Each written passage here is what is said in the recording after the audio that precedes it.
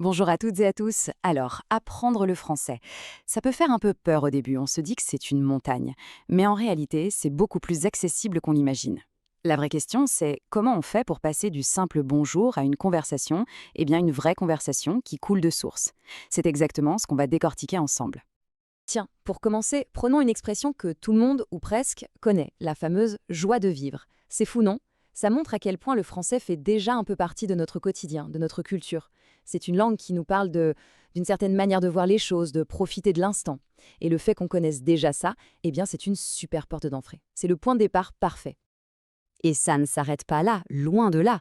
On utilise des mots français, mais tous les jours, parfois sans même y penser. Par exemple, le mot genre. On l'entend partout. Pour parler d'un genre musical, d'un genre de film, d'un genre littéraire, c'est complètement intégré dans notre vocabulaire de tous les jours. Un autre, cliché. Encore un mot qui a voyagé, qui a traversé les frontières et qui s'est installé tranquillement dans plein d'autres langues. On commence à voir où je veux en venir? Les fondations, en fait, elles sont déjà là. On ne part vraiment pas d'une page blanche. Et je pourrais continuer, critique par exemple, c'est pareil. Tout ça pour dire que ce vocabulaire qu'on partage déjà, c'est la clé. C'est ça le point de départ idéal. Je le répète, on ne part pas de zéro. On a déjà un pied dans la porte et c'est un tremplin absolument génial pour se lancer pour de bon. Allez, on attaque la première grande partie. Le titre c'est «Écoutez d'abord, parlez toujours, construire les bonnes fondations». L'idée ici, c'est d'explorer une approche qui s'inspire de la façon la plus naturelle qui soit d'apprendre. Et oui, celle des enfants. C'est beaucoup plus intuitif et franchement bien plus efficace que les vieilles méthodes un peu rigides. Alors, on entend souvent ce chiffre, 5000. On dit qu'il faudrait connaître à peu près 5000 mots pour bien comprendre une conversation de tous les jours. 5000 mots! Waouh! Ça peut sembler absolument gigantesque, une montagne infranchissable. Mais en fait, le vrai sujet, ce n'est pas tant le nombre en lui-même, c'est comment on va les apprendre, ces mots. Et c'est là que tout s'éclaire. Il y a cette citation de Pimsleur que je trouve géniale et qui dit: «Les enfants apprennent une langue comme nous sommes censés le faire, en écoutant».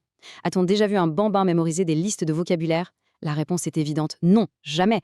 C'est la preuve que l'apprentissage le plus naturel, le plus profond, il se fait par l'oreille. Il faut s'immerger dans les sons, dans la musique de la langue, bien avant de se perdre dans des tableaux de conjugaison.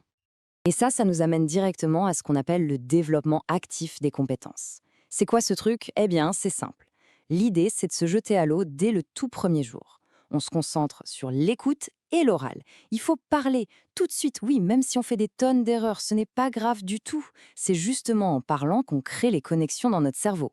Et en parallèle, on écoute, on écoute, on écoute. C'est hyper important pour choper la bonne prononciation. Surtout en français, avec toutes ces lettres qu'on écrit mais qu'on ne prononce pas, c'est un vrai piège si on apprend qu'avec des livres. J'adore cette analogie de Citylite, elle est parfaite. Apprendre une langue, c'est comme apprendre le piano. Un peu de pratique chaque jour fait toute la différence. C'est tellement vrai. Et on sait pourquoi en plus. C'est parce que notre cerveau y travaille la nuit, pendant qu'on dort, pour consolider tout ce qu'on a appris. Du coup, c'est beaucoup, mais alors beaucoup plus efficace de pratiquer, disons, 15 ou 20 minutes chaque jour, plutôt que de se faire une session de bachotage de 3 heures le dimanche. Ça sature la mémoire et au final, on retient moins de choses. Bon, maintenant que la méthode est claire, il faut passer au concret, les outils. C'est notre deuxième partie. Votre boîte à outils personnelle, choisir des ressources intelligentes. Concrètement, qu'est-ce qu'on peut utiliser pour appliquer tout ça? Commençons par un grand classique, la carte mémoire, la flashcard. Ça peut paraître un peu vieillot, mais si c'est bien fait, c'est hyper puissant. Alors, comment on fait une carte mémoire qui marche vraiment? Premièrement, et ça c'est non négociable en français, on met toujours l'article avec le nom. Pas juste confiture, mais la confiture, pour apprendre le genre dès le début et ne plus jamais se poser la question. Deuxième étape, on utilise le mot dans une phrase, mais une phrase personnelle, un truc qui nous concerne. Par exemple, j'adore la confiture de ma grand-mère. Le cerveau accroche beaucoup mieux quand ça nous parle. Troisièmement, on pense au son. On peut se mettre une petite note sur la prononciation s'il y a un truc un peu bizarre. Et enfin, le top du top, c'est de faire un petit dessin. Un truc tout simple, hein, pas besoin d'être un artiste. Lier le mot à une image, c'est 1000 fois plus fort pour la mémoire qu'une simple traduction. Évidemment, aujourd'hui, il y a les applis. Regardons deux des plus connus. D'un côté, on a Duolingo, super populaire parce que c'est gratuit, c'est un jeu, c'est fun. De l'autre, on a Babel. Là, il faut payer, mais en échange, on a des leçons très bien construites et un truc super utile, la reconnaissance vocale pour être sûr de bien prononcer. En fait, il n'y a pas de meilleure appli dans l'absolu. La vraie question à se poser, c'est qu'est-ce qui marche pour soi? Est-ce qu'on a besoin d'être motivé par des points et des récompenses, ou est-ce qu'on préfère une approche plus carrée, plus structurée? Et bien sûr, l'univers des applis est immense. Il y en a pour tous les goûts. Il y a des approches qui sont vraiment basées sur l'audio, comme Pimsleur, parfait si on a une mémoire auditive. D'autres misent tout sur l'immersion, avec des vidéos comme Fluentu ou Lingopy. Si on a besoin d'échanger, d'avoir des retours de vrais francophones, il y a Busuu. Et si l'objectif, c'est juste de rentrer un maximum de vocabulaire, alors Memrise est fait pour ça. Le plus important, c'est de piocher, de tester et de trouver ce qui correspond vraiment à sa propre façon d'apprendre. Ok, on a la méthode, on a les outils, mais le plus important reste à faire. Et c'est notre troisième partie, en faire une habitude quotidienne, de l'étude au style de vie. C'est là que tout se joue, vraiment.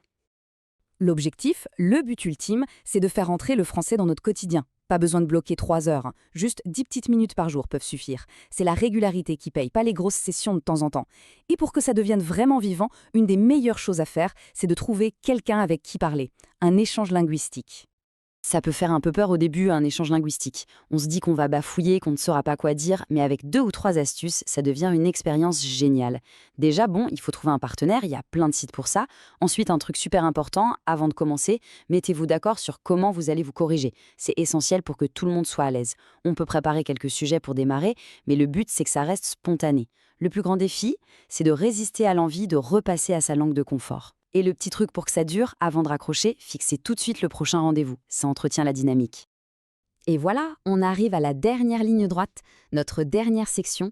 Lancez votre conversation, votre voyage commence maintenant. On va rassembler tout ça pour donner l'impulsion finale. S'il y a une seule chose à retenir de tout ce qu'on vient de dire, c'est ça. Le but, ce n'est pas d'être parfait. Le but, c'est de communiquer. Il faut oser se lancer, accepter de faire des fautes, de chercher ses mots. C'est normal. Chaque erreur, ce n'est pas un échec, c'est une marche de plus dans l'escalier. Parce qu'au final, ce qu'on veut, c'est pouvoir échanger, créer du lien, partager des choses avec quelqu'un d'autre. Et tout ça nous amène à la toute dernière question, la question qui fait passer de la théorie à la pratique. Alors, de quoi parlera votre première conversation? Le voyage, il ne commence pas demain, il commence maintenant. You are doing great. Don't stop.